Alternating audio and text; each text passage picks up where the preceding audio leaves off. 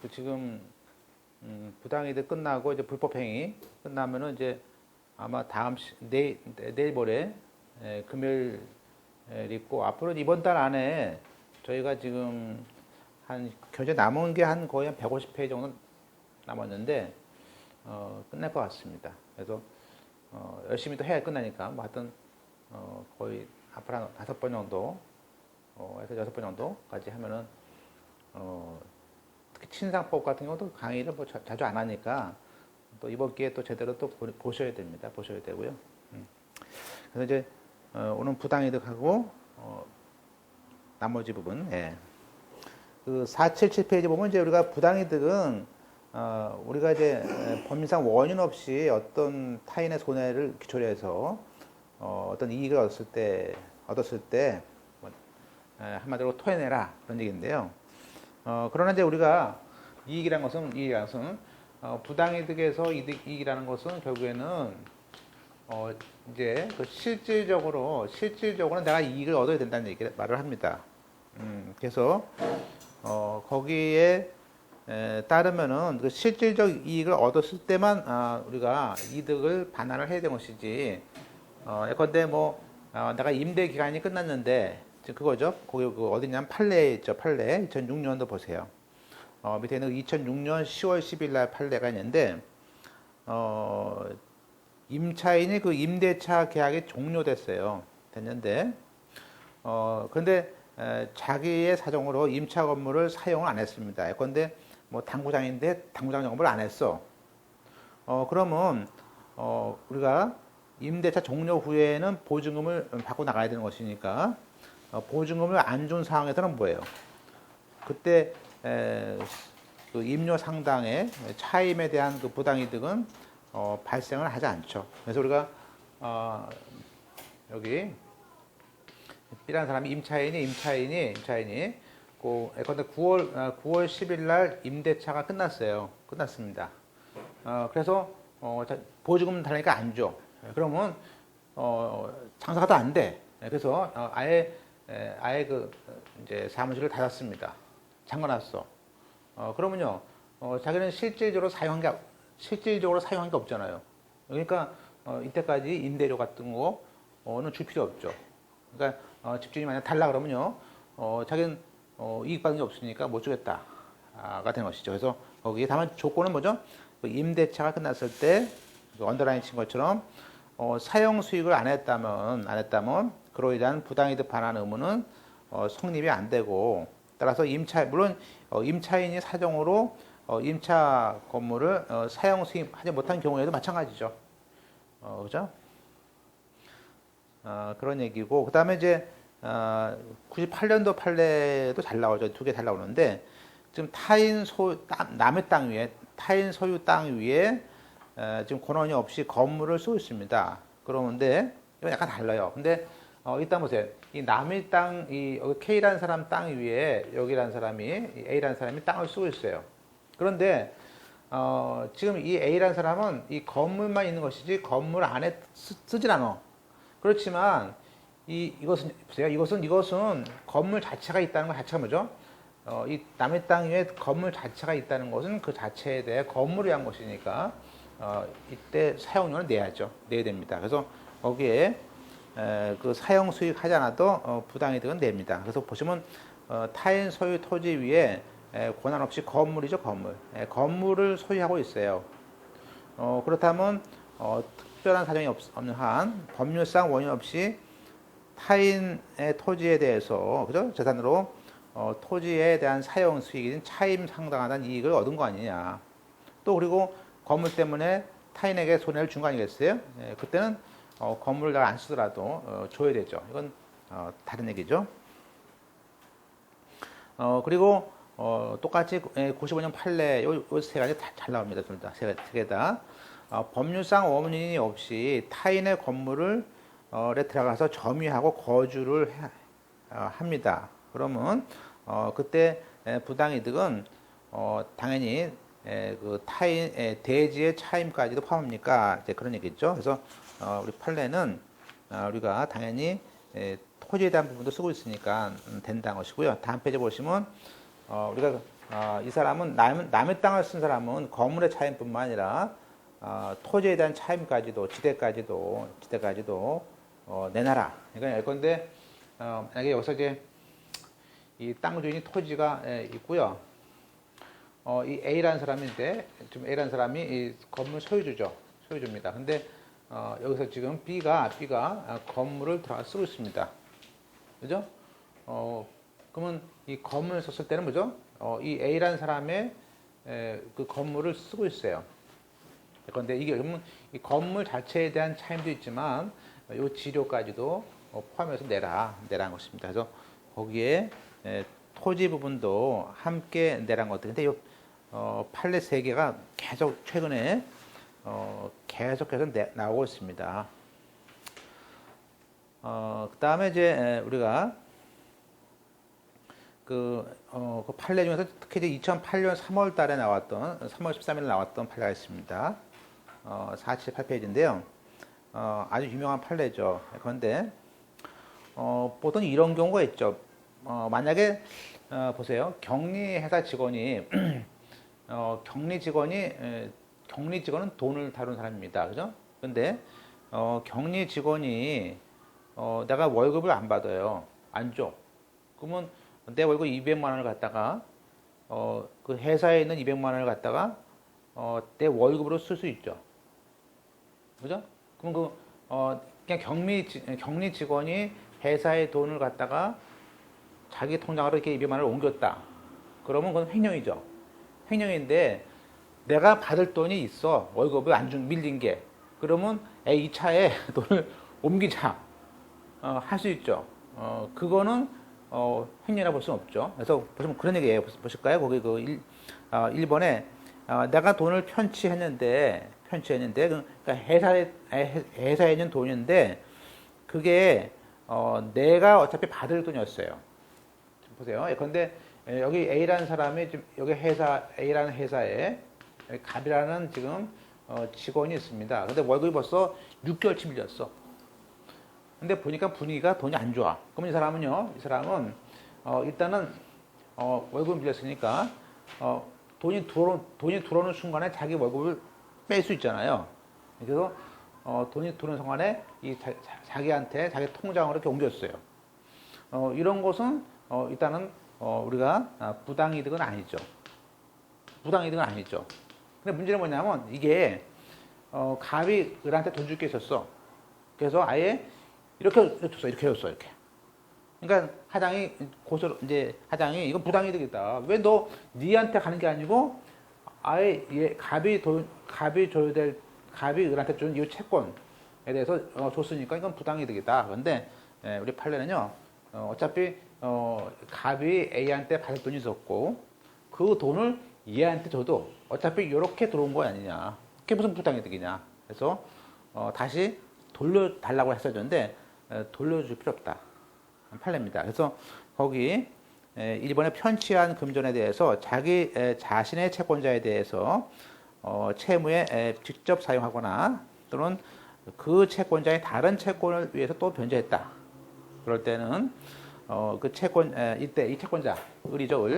그 채권자는 그 피해자에 대해서 그 회사에 대해서 부당이득은 없다. 그러니까 이제 이 A 그러니까 그게 뭐예요? 이 A 회사는 직원에 대해서는 뭐라고 안 그러고 누구한테 A가 을한테 달라고 하는 거지. 부당이득 아니냐. 그죠? 근데 이것은 어차피 이쪽으로 갔기 때문에 부당이득은 아니다. 그래서 이제 그거를 우리가 사무관 시험하고 올해 2015년도 문제에 나왔습니다. 나올만하죠? 한번 볼까요? 2029번 문제 밑에 올해 시험 문제 나온 거 볼까요? 채무자가 피해자에게 횡령한 금전을 자기 채권자에 대한 채무 변제에 사용하는 경우에는 채권자가 그 변제 수령에 대해서 그 횡령이라는 것에 대해서 악이나 중대한 과실이 없다 이거예요. 그러면 그 채권자가 돈을 받은 행위는 피해자에 대해서 법률상 원인이 없는 게 아니고 법률상 원인이 있는 거예요. 그죠? 그러니까 법률상 원인이 없어야 부당이득인데 법률상 원인이 있는 겁니다. 그러니까 문제를 요렇게 내. 그죠? 그러니까 어려운데 그 우리는 그러니까 판례를 약간 이제 쭉 이제 거의 제가 이제 민법은 거의 이제 아마 오늘 내일 다 끝나는데요. 채권이 다 끝나죠.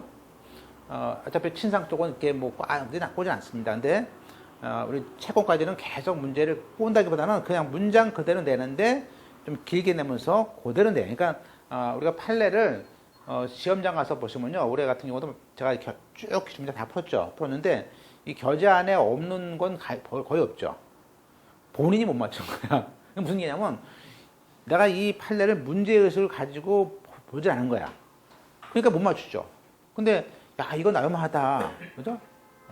또 실무적으로도 봤을 때 누가 물어보면 야 내가 이렇게 돌렸을 때 이게 횡령이에요? 돌려줘야 돼요? 그러면 그런 상담이 들어오면요. 그건 돌려줄 필요 없다.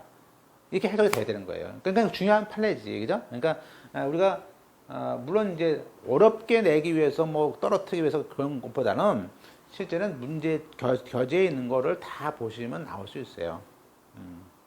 그래서 답이 이제 1번이 맞았던 것이고요. 자, 그래서 보세요. 2번에 한번 읽어드릴게요. 밑에 판례 2번에 올라가세요. 격리 업무 담당자가 회사의 그 횡령 사실을 은폐할 목적으로 권한 없이 회사 명의로 되어 있는 은행에 대출 계약을 해서 아예 대출금을 갖다가 편취했어. 아주 만만치 않죠? 그래서 이를 그 회사나 채권자의 거래처에 예금 계좌로 송금을 해서 횡령금 상당액을 변제 갚았어. 그러면 우리가 송금 당시에 회사가 악의 증거가 없다면 회사가 어떤 이익을 얻은 것이 아니냐. 해서서 그것은 우리가 이때는 피해자에 대해서 법률상 원인이 있다. 그 본 사례입니다. 그래서 이거는 한 번 더 꼬았는데 여하튼 우리는 법률상 원인이 있다. 그러니까 우리가 항상 문제를 읽을 때는요. 맨 끝에 있는 문장을 항상 외우셔야 돼요. 법률상 원인이 옛날에는 이렇게 했었어요. 옛날에는 기출문제가 부당이득이에요? 아니에요? 물어봤는데 그렇게 물어보는 게 아니고 지금 법률상 원인이 있느냐 없느냐 이렇게 물어봐요. 그러니까 물어보는 방식을 한 단계 더 깊숙이 물어봐요. 그러니까 적어도 5줄 되는 문장을 읽어봤느냐, 그죠? 공부하면서 무조건 다다다다 온 거냐, 아니면은 적어도 이렇게 문장을 좀 읽는 습관이 돼 있느냐, 그걸 물어봅니다, 그죠? 또 요게 요런 습관이 돼야지만이 또 2차 시험도 볼 수가 있어요, 그죠?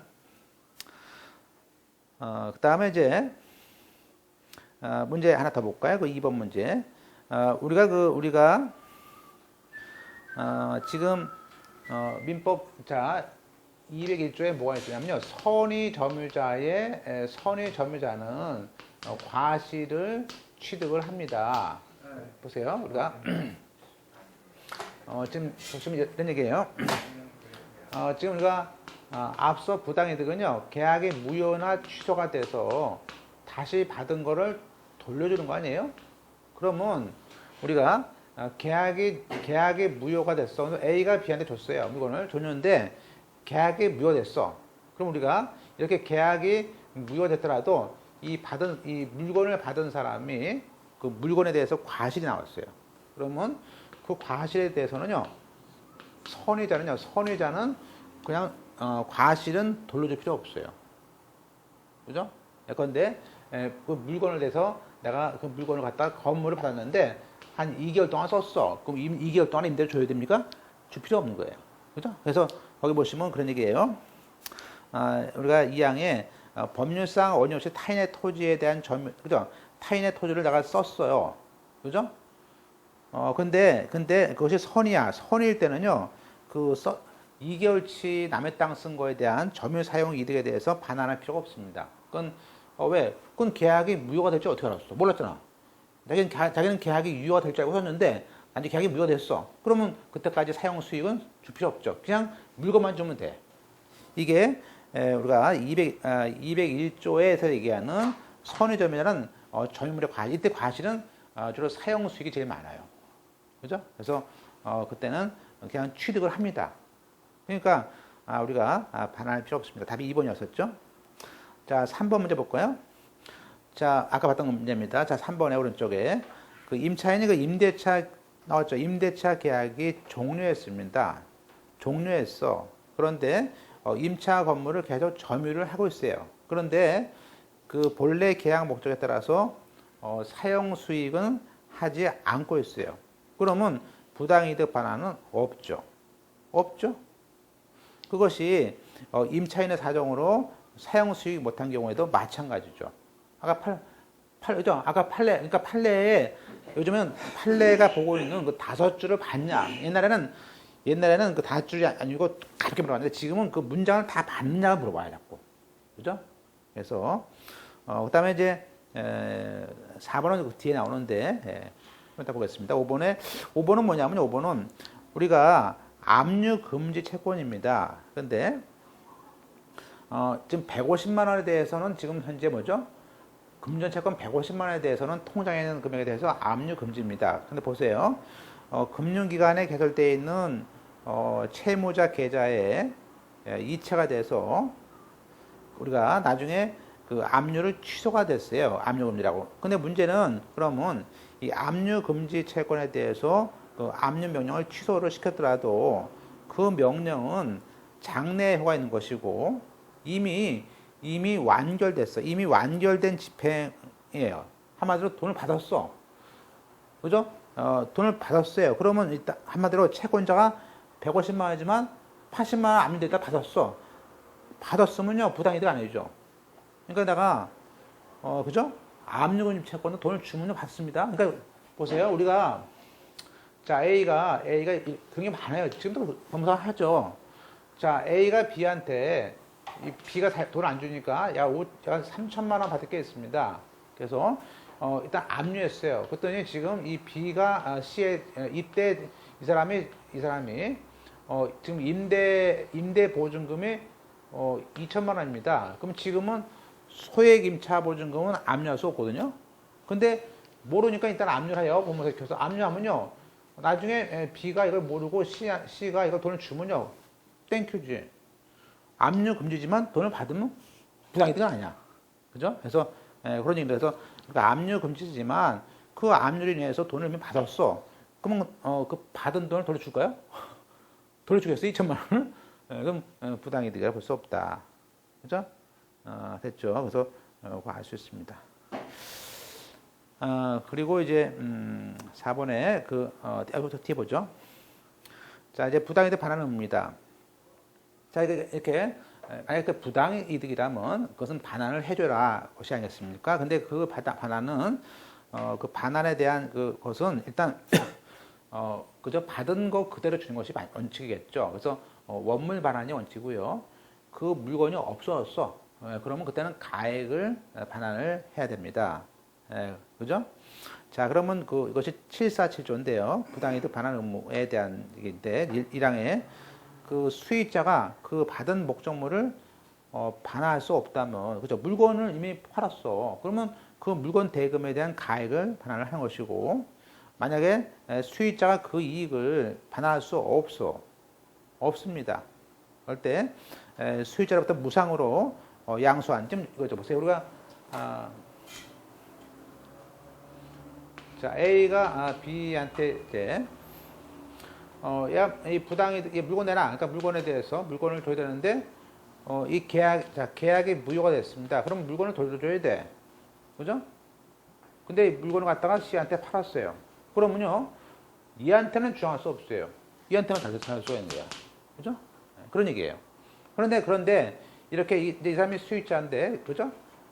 부당이득의 수익자 아닙니까? 수익자인데, 이 물건을 하면서 사실은 B가 C한테 그냥 줬어. 그냥 준 거야. 그럼 이 무상으로 받은 사람은요, 이 공짜로 받은 사람은요, 그 사람이 악이야. 이 둘이 계약이 무효가 될 거라는 걸 알았어. 그러면 얘한테는 달랄 수 있죠. 그러니까 우리가 원칙적으로 부당이득은 이득자인 수익자한테 줘야 되는 것이 맞아요. 그렇지만 만약에 이것이 제3자인 전득자에게 넘어갈 때는 이 사람이 악의 수익자일 때만 달라질 수가 있어요. 그래서 그게 우리가 얘기하는 이항의 무상이면서 그 목적물에 대해서 그 양수를 했지만 그 사람이 악의자일 때는 토해내야 돼. 그래서 그런 것들이 이제 전득자의 책임입니다. 자, 일단은 우리가 반환할 이득이라는 것은 당연히 우리가 자기가 급부했거나 지출한 그대로를 다 반환을 한마디로 받은 만큼을 다 줘야 됩니다. 그죠? 따라서 이제 그러면 법률상 발생하는 채무, 이거 우리가 이 부당이득은요 법률의 규정에 의해서 발생하는 채무입니다. 따라서 이것은 기한을 정하지 않은 채무가 돼서 부당이득은 일단 야 부당이득 내놔라고 이 부당이득이라는 청구를 받은 때부터 이행 지체의 책임이 있습니다. 받은 때부터 청구받은 때부터 있습니다. 또 부당이득 반환 청구는 그 채권의 발생과 동시에 아까 그랬죠? 그때부터 이 소멸시효 10년이 지납니다. 그죠? 다만 이제 상행위의 경우에는 그 상행위에 해당하는 그 보증보험 계약이라는 기초로 줬다. 그럴 때 그때는 물론 그러한 부당이득 반환 청구는 이제 상사시효로서 5년짜리가 됩니다. 그러면 우리가 주식회사 보통 이제 회사하고 임대차 기간이 회사하고 그 임대차 기간이 지났는데 계속 사용료를 안 줬다. 그럼 부당이득이죠. 그럴 때는 그것은 우리가 또 10년의 소멸시효가 된다고요.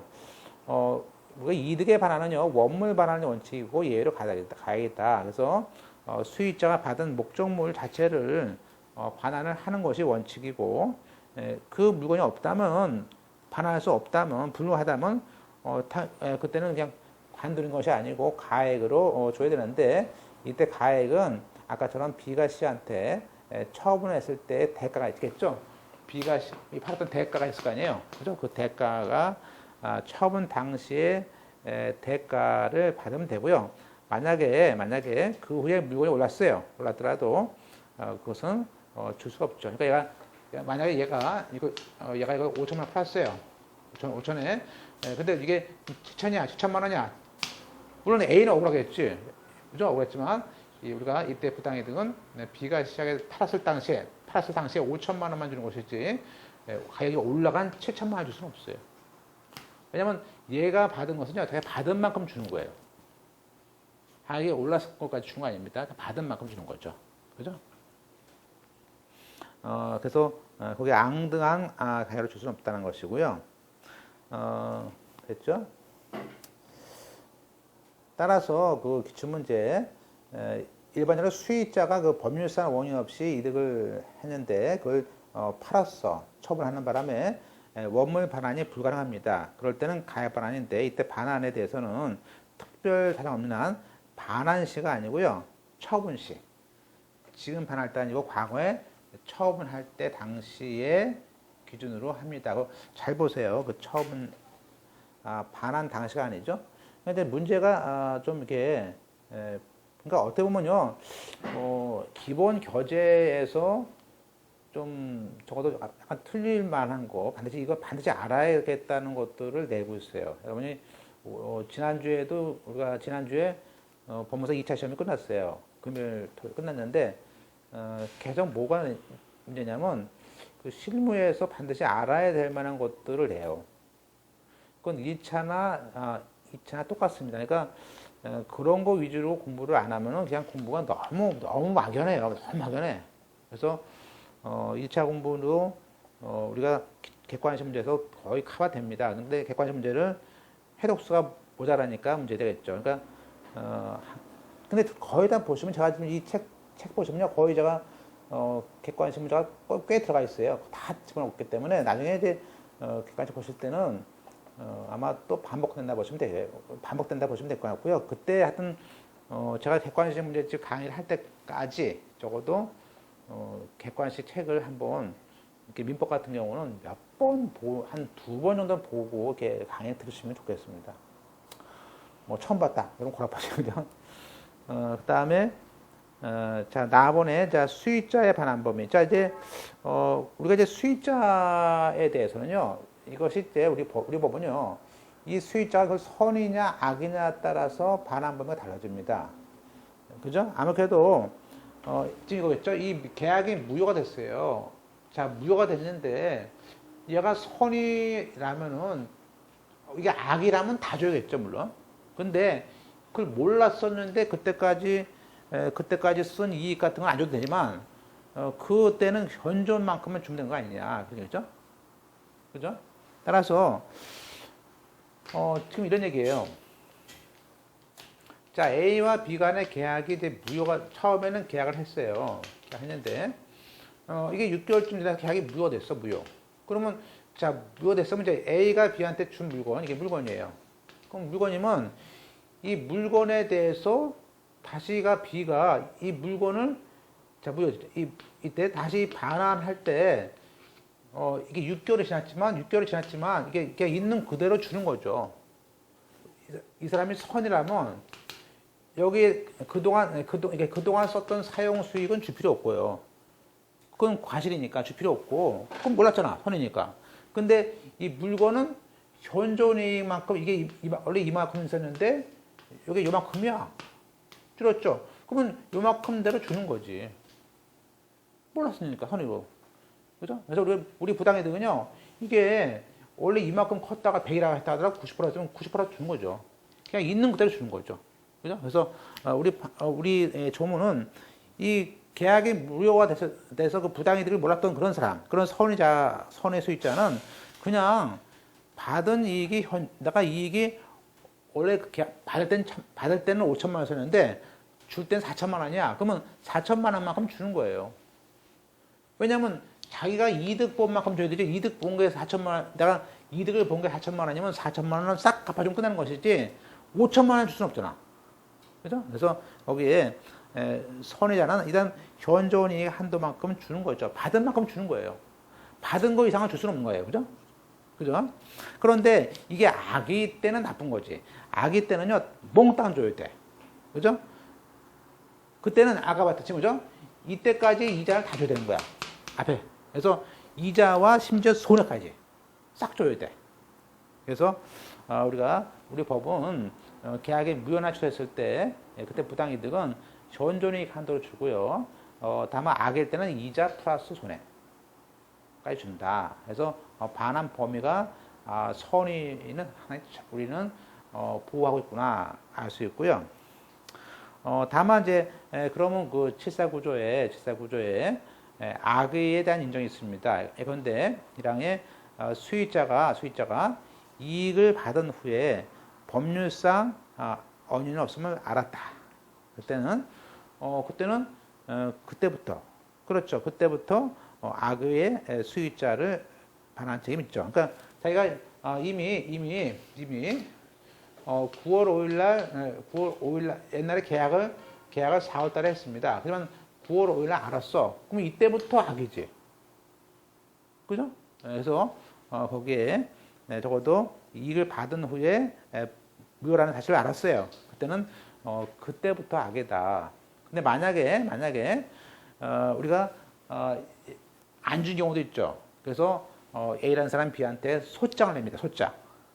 자, 소장을 내면요. 그렇죠? 보세요. 이게 지금 4월 5일 날 계약을 하고 계약이 9월 5일 날 끝났어요. 무효가 됐어. 안 주니까 지금 12월 1일 날 소장을 냈어요. 그러면 그때까지는 몰랐다가도 소장을 내는 순간에 자기가 나중에 패소하면 알 거 아니에요.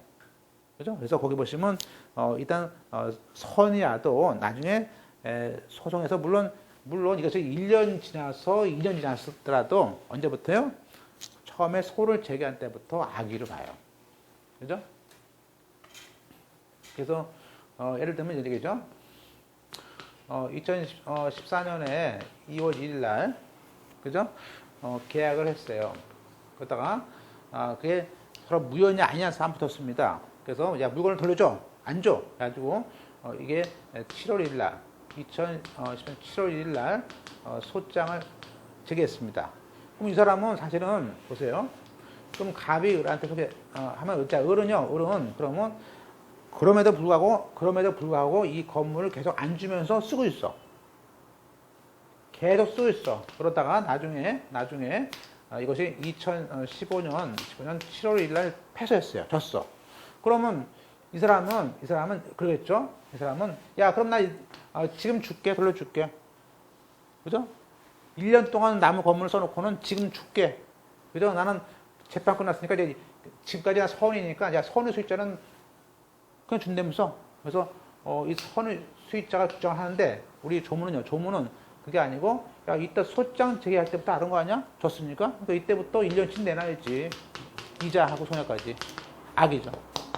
그래서 그렇게 선의 수익자가 패소할 때는요. 소를 제기할 때부터 악의가 되니까 소장이 들어왔을 때는요. 소장이 들어오면 물론 내가 줬을 때 이걸 돈을 주겠다라고 무릅쓰고 할 수도 있죠. 장사한다면. 그러면 주면 되지. 근데 만약에 자기가 소장 제기할 때는 상담할 때 말을 해줘야죠. 나중에 소의 지시면요. 앞으로 그 소가 질 때까지의 사용 수익을 내셔야 됩니다. 그걸 각오하셔야 됩니다. 그러면 알았다 그러겠죠. 근데 그 말 안 하면요. 왜 그 말 안 했냐고 또 얘기할 거 아니야. 그죠? 말을 한다고요. 왜 그 말 안 했냐고 그럴 거 아니에요. 말을 해줘야지. 그죠? 대부분 사람들은 마음속에는 내가 패소한 때부터 물어주는 거다 다 하는데 그게 아니고 소를 제기한 때부터 부당이득을 낸다 그런 얘기예요. 그죠? 그래서 요 조문이 아주 너무 자주 나오기 때문에 그 소제기시부터다 소소송일 때. 자, 그래서 일단 선의 수익자는 그 법률상 원인이 없다는 것을 모르고 이득을 얻었기 때문에 현존 이익을 받습니다. 그럼 만약에 내가 운용이익이 있었어요. 물론 지금 보세요. 자, 1년 동안 내가 1년 동안 그 건물을 썼어요. 근데 만두집을 했는데 잘 된 거야. 근데 계약이 깨졌어. 그럼 내가 1년 동안 월세가 합의에 한 달에 200만 원씩 해가지고 2,400만 원치 월세가 나왔어요. 그럼 나는 2,400만 원치 월세를 주면 돼. 그런데 그걸 해서 그 이득을 얻기 위한 비용이 또 있다면 그 비용을 공제할 수 있어요. 공제할 수 있어요. 심지어는 그때 그 물건을 이용해서 남긴 운영이익도 있어. 그럼 남긴 운영이익도 있으면 그것도 공제할 수 있다는 거예요. 그죠? 그 얘기는 남긴 운영이익은 줄 필요가 없다는 거예요. 그죠? 그러니까 그걸 이런 말을 해요. 근데 예를 들면 이렇게. 자, A가 생선집입니다. 현재. 근데 광어가 있었어요, 광어가. 근데 잠깐 나갔다 왔어. 근데 A라는 사람이 누가 물어봤어. 광어 얼마예요? 그럼 원래 광어가 이게 2만 원에 팔면 되는 거거든. 근데 A가 3만 원에요. 그랬어. 자기도 알았어, 서로.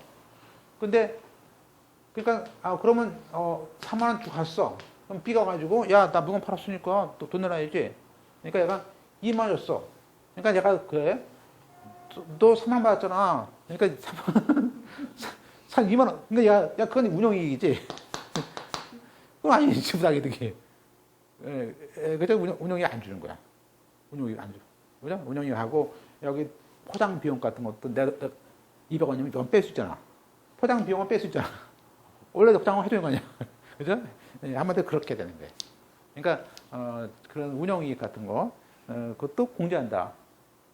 이게 나왔어요, 시험 문제에서. 우리가 다음 페이지에 보시면요. 그 기출문제 나왔었는데요.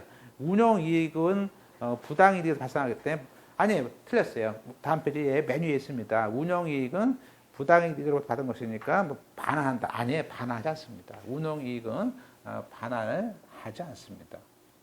그죠? 예.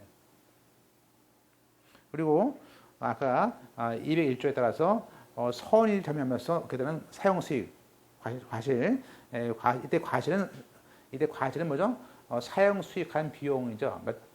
그거 안내됩니다. 안내됩니다. 그래서 따라서 한마디로 아까 소재기 전까지는 그때 쓴 것은 안내됩니다. 선이니까. 그죠? 그래서 과실 반환이 필요 없다는 얘기는 사용 수익은 반환이 필요 없습니다. 선이니까. 그런데 이 사용 수익이 이 과실이 소재기한 때부터 내야 돼. 그런 뜻입니다. 그래서 그 두 개를 잘 보시고요. 그러니까 부당이득은 타인이 입은 손해만큼 반환을 하는 것이고, 우리가 손해액이 EDF보다 적었을 때는 손해액 한도에서만 반환을 하면 됩니다. 그죠? 아까 이거죠? 보세요. 이게 이거죠? 얘가 광어를 팔았어요. 광어를 팔았으면 이 사람이 입은 손해는 뭐예요? 광어라는 2만 원짜리죠. 그죠? 이득은 이거죠. 이게 손해죠. 근데 얘가 이득은 3만 원이죠. 그러면 손해만큼만 주면 되는 거예요. 손해만큼만. 그죠? 그래서 거기에 아까 손해액이 이득보다 적었을 때는 그냥 야, 너 2만 원만 줄게. 이득 나머지는 운용이니까 제가 그 표현을 잘 아셨죠? 그 적었을 때 그러니까 자기 손해보다 더 많이 줄 수 없잖아요. 그죠? 그다음에 현존이익에 대해서 자 수익자는 그 현존이익을 다 입증을 해야 됩니다. 입증해야 되는데 돈 아까 2만 원. 자 2만 원 돈은 무조건 이득이 있다고 합니다. 돈은 2만 원 팔았다 하면 2만 원은 이게 현존 추정입니다. 2만 원 줘야 돼. 그래서 금전의 경우는 이득이 그죠? 2만 원이라는 그 이득이 19,000원이 됩니까? 아니죠. 자기 2만 원 돈은요. 2만 원 받았으면 19,000원 안 됩니다. 그냥 추정이 되는 거예요. 2만 원으로. 그래서 항상 금전의 경우에는 그 이득에 현존하다 2만 원이라고 추정이 됩니다. 그죠? 아까 악의 수익자는 여기에 뭐 이익에다가 이자 플러스 손해까지 발생하고 선의 수익자가라도 소송에서 패소했을 때는 패소가 확정된 때로 악의를 부른 것이 아니고 소를 제기한 때부터 되는 거예요. 그죠? 그러니까 이런 거 틀리면 너무 2008년도, 2009년도 이제 계속 나오고 있는데요. 이거는 뭐 맞추셔야 되는 것입니다. 그죠? 그 다음에 이제, 따라서 이제, 또 최근에는 이제 우리가 국가에 대해서도, 자, 그렇죠. 부당이득 반환할 수 있습니다. 예컨대, 갑자기 취득세가, 그렇죠. 2만원씩 나오던, 그게 20만원짜리가 200만원을 내라는 거야. 그죠? 그런 경우도 있죠. 전기요금도 갑자기, 전기요금 같은 것도 뭐 갑자기 10,000원인데 갑자기 오늘 10만원 내는 거야. 안 내면 과태료 내겠대. 가지고 일단 냈어요. 그죠? 나중에 당연 무효가 됩니다. 그러면 조세 국가에서 부당이득이죠? 내놔야죠. 또 우리가 아까 그 임대차가 지났더라도 동시이행 항변권을 행사하면 안 나갈 수는 있지만 그 물건을 사용 수익했다면 내야 됩니다. 사용 수익 안 했다면 안 되지만 사용 수익을 계속 했다면 내야 돼요. 그죠? 그 다음에 아까 원물 반환은 당연히 우리가 그 반환할 수 없다라는 것은 그 반환이 불능하게 되는 때 그때 즉 한마디로 처분시겠죠. 처분. 반환시가 아니고 처분시라고 반환이 불능한 것은 처분시인 불능했을 때 팔아먹었을 때지 반환 당시가 아니다. 그죠?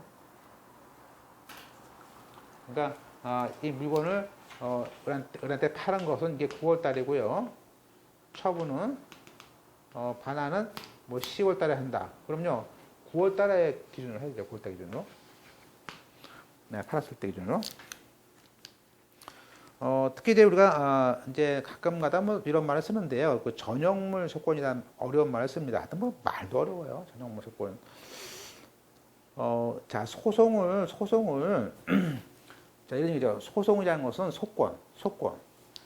소송의 권리를 아까처럼 이득을 받은 자한테 하는 것이지 그걸 한 차례 넘어갔을 때 걔한테 또 할 수 있냐 거죠. 걔한테 야 제가 받을 이익을 네가 가졌어. 그러니까 걔한테 그걸 전용할 수 있느냐 이렇게 소송을 그렇게 하는 것은 보세요. 생각만 해도 어렵잖아요. 말도 어렵고 이거 안 됩니다. 안 돼요. 이거 완전 안 합니다. 뭐냐면 이런 거예요. 그 계약상의 급부를 을한테 줬어요. 을한테 이게 있어. 그러면 야 너 내놔 그러는데 그것이 다시 또 제3자한테 넘어갔어. 그러면 그 제3자한테까지 청구할 수 있다면 좋겠죠. 그죠? A가 B한테 청구를 할 수도 있고 얘가 이거 얻는데 이게 얘한테 갔어. 그러면 A는 얘한테 청구를 하면 좋을 것 같아. 근데 그거는 부당이득은 이 이득 받은 자한테 해야 되는데 이렇게 할 수 있느냐 이게 전용을 그죠? 이렇게 할 수 있다면 뭐 좋겠지만 그러면 너무 복잡해요. 그런 거 안 한대. 그죠? 안 된다, 안 된다. 그래서 그게 판례고요. 판례가 그것이 이제 2010년도 판례입니다. 판례 잘 보세요. 자, 계약상에 주는 그 급부 이익을 급부가 상대방한테 갔지만 문제는 그 제3자한테 이게 된 거야. 그죠? 그러면 너 제3자 너 이익 받았으니까 이득 받았으니까 부당이득 내놔 라는 것을 우리는 인정할 수 없다는 겁니다. 네, 그럼 그게 뭐냐? 그러니까 옛날에는 그냥 이렇게 나왔어 시험 문제가. 그런데 계약 상대방에 넘어간 제3자한테는 부당이득 반환할 수 없다. 이렇게 나왔던 걸요. 지금 케이스가 나와. 하나가. 볼까요? 자, 이제 이거, 우리가 이제 보세요. 그 화물 차량의 운전자는요. 자, 화물 차량의 운전자는, 일정한 주유소에서, 주유를 하면요. 국가에서 기름을 싸게 줍니다. 그죠? 그러니까 일단, 우리가 뭐 1리터에 뭐 1,000원씩 하는 거를 국가에서는 아무래도 화물을 많이 쓰면 좋잖아요. 국가의 경제를 영향시니까. 그래서 나중에 1,000원씩 받았다가 그죠? 이걸 갖다가 신고를 다 해요. 그러면 국가에서 이것은 600원씩 돌려줍니다. 그죠? 그런데 보통 보면요. 이게 이제 아마 저희는 구청에서 있기 때문에 사건이 있는데 화물차 운전자들이 이걸 이용을 해 먹어. 그잖아요. 이게 돌려주니까. 그러니까 자기가 뜨는 이게 화물차는 자기가 뭐 하루에 2시간 이상 떠야 됩니다. 일정한 키로수가 있어요. 일정한 키로수 이상은 항상 달려. 달리면서 나중에 그거를 실제는 화물이 없이 달리는 수도 있잖아. 화물은 화물이 수도 없는데 가지고 화물 없이 달린 것도 그냥 개인적으로 달린 것도 돈을 달릴 수 있잖아 이렇게. 그죠? 그러려면 회사랑 맞아야 돼, 공짜게. 근데, 문제는 또, 그래서 그걸 막기 위해서 회사에서는 어떤 특정한 주소를 지정합니다. 거기서만 넣도록. 그죠? 그럼 보세요. 지금 화물 차량 운전자가, 갑회사 운전자가 화물 차량을 운전하면서 그 회사가 지정한 주유소가 있는데 그것이 아닌 곳에 씁니다. 물론 급박한 경우는 쓸 수 있어요. 그죠? 그럴 수 있죠. 그죠? 근데 그 의리경한 주유소에다가 썼습니다. 그래서 그렇게 해놓고 보세요. 얘는 자 보세요. 그러면 아예 1,000원짜리 해놓고 보세요. 얘는 400원만 주는 거야. 왜? 600원 네가 타먹어. 600원 네가 타먹어. 그러면 그 얘는 타먹었잖아요. 어차피 돈 나올 거니까. 그러니까 얘는 1,000원어치 줘놓고는 600원 빼고 400원만 주면 돼. 횡령이지. 그래서 보시면 거기에 그렇게 유료를 받아가지고 했어. 그렇게 해서 결국에는 유료 대금을 나중에 못 받게 되는 거지. 그러니까 이 사람이 화물 차량에 있는 그 회사 제3자죠. 너 제3자 네가 이득 얻은 거 아니냐? 그러면 왜냐면 우리가 이 회사를 통해서 돈이 나거든요, 국가에서. 그러면 회사는 받을 거 아니야. 그러면 야 나한테 띵겨 먹은 거를 네가 더 받은 거 아니냐? 나 돌려줘야지. 예. 그러니까 회사는 못 주겠다는 거죠. 못 주겠다. 그죠? 그래서 그걸 이제 풀어서 보시면 보세요. 그렇게 풀어 보시면 우리가 계약상의 급부가 아까 이게 횡령하는 바람에 오히려 회사에서 타먹었어. 회사는 타먹어요. 그러면 제3자 이익이 됐을 때 그때 그 회사에 대해서도 야 600원 못 받은 거 너 어차피 너가 타먹잖아. 타먹으니까 내놔야 되는 거 아니냐? 청구할 수가 없어요. 부당이득이라고 부당이득 반환 청구를 할 수 없습니다. 그래서 보통 이제 이걸 교통계에서 보니까요. 이걸 다 또 모아가지고요. 1년치, 6개월치 모아가지고요. 이것도 부당이득 환수 청구를 또 해가지고 고소를 막 해요. 고소를. 징계하고 막 집행정지하고요. 하여튼 그래서 이렇게 넘어가는 게 이게 전용문 속건이거나 이걸 알 수 있어요. 그래서 또 볼까요? 그 2013년도 사실상 이거든 줄 알고 있고요. 또 하나 이제 중요한 거. 거기 이제 아까 그 얘기죠. 아까 똑같은 얘기인데 전심이 놓고 아까 횡령한 금전, 이 횡령한 금전에 대해서 자기 채무를 갚아 아까 그거죠. 내가 횡령했지만 내가 받을 거였어. 하든지 또 징역했을 때 그 채권자에게는 부당이 아니다. 볼까요? 자, 횡령을 한 금전을 돈을 횡령했는데 자기 채권자 어차피 갚을 거였어. 채무자에 변제했습니다. 또는 그걸 또 줬어. 증여했어. 아까 그죠? 갑이 얘한테 월급 받은 200만 원이 있는데 이게 돈을 안 주니까 얘한테 돈을 200만 원 빼가지고 그죠? 돈을 갚았어. 빚을 갚았어요. 아니면 또 그것을 엄마한테 줬어. 엄마한테 줬어. 그러면 이 회사에서 엄마한테 소송할 수 있냐 그지? 그건 안 되는 거죠. 그래서 거기에 보시면 그렇게 제함자에게 증여했을 때 자, 그걸 받은 채권자나 어머니, 수중자가 너 같은 피해자에 대해서 부당이득을 받은 거냐? 부당이득을 받은 게 아니에요. 그죠? 그럼 부당이득이 아니다. 볼까요? 자, 부당이득이라는 것은 그 이득한 사람의 재산상 이득이 법률상의 원인을 결여한 거다. 따라서 그 공평과 정의에 따라서 받은 만큼 이득자에게 반환을 해야 할 의무를 부담시키는 거다. 근데 언더라인에 채무자가 피해자 회사겠죠. 피해자에게 횡령한 금전을 자기의 채권자에게 돈을 갚는 데 썼어요. 그죠?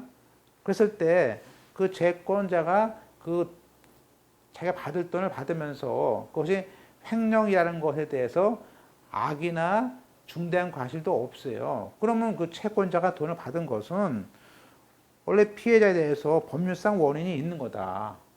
그죠? 받을 거 받은 거 아니야? 그죠?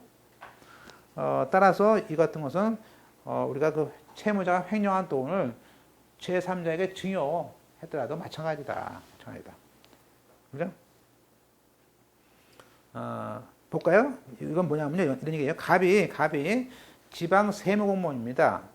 근데 세무공무원인데 허위로 저를 만들어가지고 친정아버지 명의로 계좌로 과오납금 들어온 거를 쐈어. 횡령 쏴버린 거야. 그죠? 근데 또 그리고 을이 그죠? 그러니까 을 명의 계좌로 쏜 거죠. 근데 문제는 뭐냐면 그 을이 친정아버지가 자기에게 송금이 되거나 또 별도로 그 돈을 집수리한 데 썼어. 그러면 그때에 대해서는 그 횡령에 몰랐기 때문에 그죠? 예. 그래서 적어도 을에게 친정아버지가 악이나 중과실이 있는 것에 대해서 있는지를 알아야 된다. 그래서 한마디로 이 부당이득금 보세요. 얘가 이 A 둘 사이의 부당이득에 대해서 이 돈을 넘어갔을 때 이렇게 청구할 수 없어요. 예, 그러려면 얘가 횡령했다는 것을 알아야 돼요. 그래서 안 된다. 그러니까 하여튼 우리는 이게 한번 걸치는 것은 안 되는 걸 알 수 있어요. 그래서 그 나왔던 게 기출문제 보실까요? 다음 페이지에 채무자가 비록 횡령을 했더라도 자기 채권자의 변제에 사용했을 때 또 그 이때 채권자는 현재 아까 뭐였었죠? 되게 아까 친정아버지가 돈을 받았어요. 그러면 그때 횡령에 대한 것을 몰랐어. 그죠? 그럴 때는 악의 중과실이 없다면은 그 채권자 받은 그 친정아버지가 피해자 세무소에 대해서 부당이득이 아니죠. 그죠? 그렇다면 다 뺏어오지, 다 뺏어와. 그죠? 다 뺏어오지. 얼마나 좋겠어, 그럼 뭐, 그죠? 그럼 뭐, 횡령한 돈 다 뺏어오지. 받은 거, 그죠?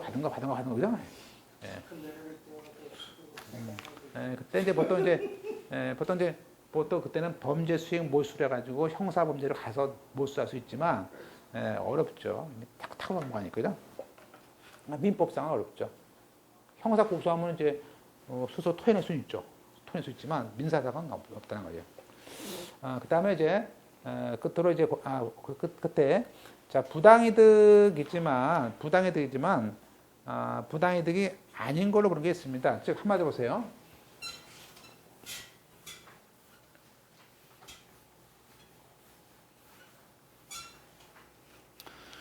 자, 이제 우리가 지금 부당이득은요. 이득은 수익자가 반환을 해야 돼요. 그것이 뭐 악이든 선이든 범위가 다르죠. 그렇지만 반환을 해야 되는데 이게 부당이득이지만 반환을 안 하는 경우도 있어요. 다시 말하면 우리는 그것을 부당이득의 배제다란 말을 해요. 그러니까 요것도 부당이득인데 배제돼. 반환을 안 해도 돼. 그게 뭐가 있느냐. 그래서 우리가 742조, 743조, 거기에 744조, 745조, 746조라는 5개 조문이 있죠. 그러네. 그래서 요런 경우에는 4플러스 1인데 요런 경우에는요 부당이득 했어. 그러나 안 줘도 돼. 그런 거예요. 그리고 따라서 여기서 우리가 요 네 가지를요. 여기까지 네 가지를 우리가 비체 변제다 말을 해요. 무슨 얘기냐면요. 변제라면 돈을 갚은 거죠. 그런데 그것을 우리가 비체 채무가 아닌데 아닐 비자죠. 채무가 아닌데 갚은 거야. 아니 그런 경우도 있나? 채무가 아닌데 갚어. 그러면 그 갚은 사람은 다시 갚았는데 다시 내놔? 안 된다고요. 이게 뭐가 있냐면요. 첫 번째 742조가 뭐였습니까? 뭐가 되니까 이건 악의 비체 변제예요. 악의 비체 변제. 그죠? 자, 두 번째는요. 기한 전에 변제예요. 자, 그다음에 도의 관념에 적합한 변제예요. 적합한 변제. 그다음에 네 번째는 타인의 채무 변제예요.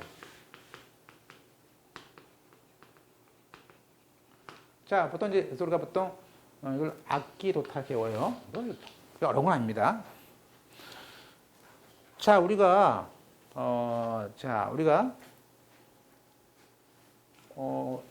이거는 갚긴 갚았는데 채무가 없음을 알면서 갚어. 그죠? 아니, 채무가 없는데, 보세요. 채무가 없는데도 갚어. 그런 경우도 있어? 자, 이양. 자, 우리가 지금 퇴직금이 있다 없다 싸움이 벌어졌어요. 그런데 그 노동청에서 지시를 하니까 퇴직금을 줬어. 아니 소송 중인데 노동청에서 막 억압을 해. 전화해가지고 야 빨리 주세요. 퇴직금 주세요. 그러니까 퇴직금 없다니까 주세요. 그래가지고 줬어. 그럼 뭐야? 자기가 퇴직금을 소송 중에 있으면 주면 안 되는 거 아니야? 근데 줬어. 뭐요? 그거 줬다는 건 알고 준 거죠? 다시 달랠 수 있어요? 못 봐요. 그죠? 두 번째는 1번에 자, 원고가 똑같아. 지금 채무가 없다고 지금 싸움을 하고 있어. 지금 원고는 채무가 없다고 하면서 하고 있는데 막 경매가 들어오니까 그때 갚은 거야. 그죠? 네. 어떤 경우까 보세요. 우리가 이거 많아요. 업무 하다 보면 알겠습니다. 보통 어떤 경우냐면요. 자, A라는 채권자가 자, 이게 배우자 처고요. B1이고 B2가 남편입니다. 남편이에요. 근데 보통 이제 부인이 빚이 많거나 이렇게 그러면요. 남편 이름으로 통장받아. 대부분 똑같아. 거꾸로 마찬가지야. 빚이 많은 사람은요. 자기 이름으로 돈을 안 받아요. 이미 압류돼 있으니까. 그러니까 자, 보세요. 지금 남편이 B2가 A한테 가지고 나 5천만 원만 빌려줘. 그죠? 부인 앞으로 뭐 집도 있고 또 잘 나가요. 뭐 설정은 돼 있어 5억이. 불안하게 하는데 근데 그래서 줬어. 근데 그런 말을 해. 야 통장 돈은 우리 마누라 계좌도 그래서 마누라 계좌에 돈을 쏴라야. 그랬어. 그러면 이거 이제 차용증은 제가 써줬겠죠. 1,000만 준다고. 뭐 다음 달부터 100만 주겠다. 뭘? 그러면 다음 달 한 100만 원만 주고는 끝 안 줘. 그러면 나중에 A가 법무사한테 옵니다. 소송하면 법무사가 소송하면요. 차용 중에 있는 사람은 B2가 남편이죠. 그러면 그때 뭐라고 합니까? 아, A가 그래. 아, 부인한테 하면 야, 부인한테 하면 안 될까요? 그래서 전화했더니 그래, 부인이. 아, 무슨 소리냐? 당신 나한테 돈 줬어? 왜 나한테 달라고 그래? 필요 없어, 가. 그래요. 그죠? 부인도 하도 시달려가지고, 야, 그 인간, 거의 나랑 이혼했으니까, 당신이 나한테 전화하고 줬으면 모르겠는데, 전화도 안 하고 줬으니까, 당신 둘이 다 하라 그래. 그랬더니, 그러니까 A가 황당해. 자, 이번에는, 그러면 법무사가, 그때 쫄려가지고, 피고를 비만하는 경우도 있겠죠. 근데 뭐 판결문 나와야 돈 이겨요? 못 이기잖아. 그때는 그냥 소장을 써보는 거야, 피고를. 피고를 부인 들어가지고. 돈을 줬으니까. 피고 1, 피고 2 해가지고 둘 다 소송합니다. 자, 그러면 소송해요. 자, 소장을 내니까요, 갑자기 B1이 공직에 있어. 소장을 막 이리 보내, 일부러. 그러면 불편해. 아, 이거 진짜 짜증나고, 그죠? 그러면 이 사람이 이거죠? 갚을 채무는 없어요. 돈을 줄까요? 주는 것도 있어요. 줍니다, 줘요. 이거 많아요. 뭐 딸 앞으로 하면요, 딸이 또 돈을 줘. 대부분 또 아빠가 그러면요, 또 딸 앞으로 또 돈을 받아. 아들이나. 그러면 대학생 아들한테 돈을 줘요. 그러면 또 그 아들 돈 준다고 또 사인을 해. 뭐 준다고. 그러니까 이게 이런 경우죠. 근데 나중에 부인이 준 다음에 나중에 보니까 물어보니까 그래. 주위에서 법무사한테 물어보니까 그래. 아, 그거 줄 필요 없는데 뭐라 줬어요. 나중에 B가 다시 이제 애한테 내용지명 보냈습니다. 난 줄 필요가 없는데 당신이 쫄라가 준 거다. 다시 내놔. 이 사람 뭐라고 할까요? 이 사람은 악은 742조의 악의 비처현재야. 부당이득은 부당이득이지만 땡큐 부당이득이다. 땡큐 부당이득이다. 그죠? 예, 비처현재니까 나는 부당이득을 배제해야 된다. 그래서 742조에 따라서 악의 부당이득을 합니다. 보통 소장은요, 이렇게 통장에 들어가면요, 한번 여러 군데 제가 해보니까요, 우리나라 정서가요, 대부분 줘요. 마음들이 약해. 여기는 아들, 딸들이 다 이게, 약하더라고요.